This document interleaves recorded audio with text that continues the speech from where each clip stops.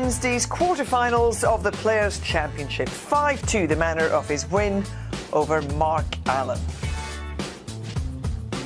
And across on table 2, well, it's very tight between Shaun Murphy and Karen Wilson in that 8th frame. Very little between the two of them at the moment. We will keep you updated on that one as we go on. But I'm alongside Joe and Alan just to take a look at Ding Junhui's win. What did you make of it overall?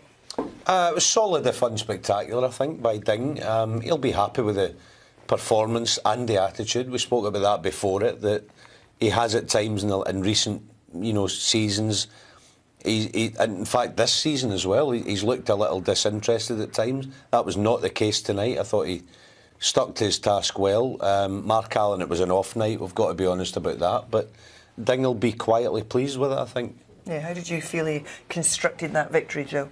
Yeah, he sort of got stronger, whereas Mark Allen sort of got a bit weaker. Ding got stronger. He sort of sensed that there was a win there for him and sort of pushed on. And he did play the best snooker, and he sort of started to find his touch towards the end of the match.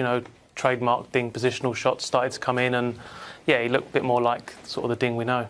He got himself in front 3-1 when they came back out after the break, and Mark came back at him, and we wondered if we were going to see a resurgence from Mark Allen, didn't we? Yeah, but you felt in that frame 4 when Ding eventually won it, you thought that you had the feeling that was going to be pivotal in the end, and in the end it was actually. But as Joe said, Ding was sort of bubbling away. He wasn't spectacular, but you always felt there was some good form to come from him, and it did show towards the end of the match, Joe, didn't it? Yeah, if any of the players were going to sort of spring into life and take the game by the scruff, it was always going to be Ding. Mark, he played a nice frame 5, knocked a few balls in, but not enough to sort of fill him with confidence and really get him going, whereas Ding always looked the stronger of the two tonight. I think we were both thinking that with Ding, as we're seeing here with his cue ball, it's always immaculate. That's the way he plays the game, but you've got to make him work for his chances. Tonight he wasn't being made to work. This was a nice shot, by the way. That's a sort of Ronnie O'Sullivan sort of type shot, deep screws, and a Shaun Murphy kind of shot, but Ding was playing these well tonight. When he's playing these properly, you're in trouble. Yeah, and you could just sort of see the signs there. You can see he's just getting absolutely top side of the blue, just perfect. And he sort of grew as the match went on, I think. And yeah, he looked pretty good at the end, I thought. The pot success for both players below 90%. Unusual, really, but certainly Ding played enough. Yeah. I mean, as what we keep mentioning, there were signs, and we were seeing it even in the last frame here with Ding. Nice red with the rest, blew in and out of baulk, and he's playing actually in a choice of a couple of reds. He wants to land on the one nearest the pocket, but unfortunately doesn't get on it, but has to build again from there. And again, his cue ball off this yellow. He drops absolutely plumb on the red, and he was almost home and dry by then. Yeah, and this is what Ding does. When he gets his eye in, this is where he likes to be.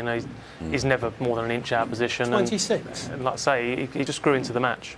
The funny thing about these little shots at the end, Ding, he makes it look that easy, but it ain't easy. Even that little shot, it's like you cannon the red full ball, you're nice on the next, but you can miss it half ball and you slide away and you're nowhere. But he makes it look so easy, even when he's not in top form. I think Clive Everton made the point during the match. Ding came in looking to win this match with no pressure on him, whereas Mark Allen needed to win it because, of course, he's seeking these ranking points. Yeah, I think when you go into these matches, you try to put that to the back of your mind. You're thinking about the match you're playing rather than what's to come later on in the season. But there's no doubt it does creep in the subconscious, and it just generates that little bit extra pressure. And I thought he just looked a bit negative tonight, Mark.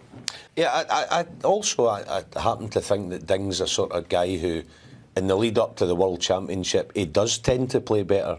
He it focuses his mind, and his mind's more on the job. And I think we've seen some evidence of it tonight, as we did up in Preston a few weeks ago. Yeah, so he's gone through 6-2. Across on the other table, Shaun Murphy's in action against Karen Wilson. We'll see the conclusion of this match. Shaun Murphy was 5-2 up. Karen Wilson's just got another frame back, Joe, just to put a bit of pressure onto him. Yeah, he does what Karen does. He's called the warrior because he just keeps battling away. Shaun has had a couple of half chances to put this match to bed, but he's missed key balls, and Kyron's still in there fighting, and you just never know. And Kyron you know, he was in Bucharest this morning. I mean, he's fantastic that he's even got him here and be in this match.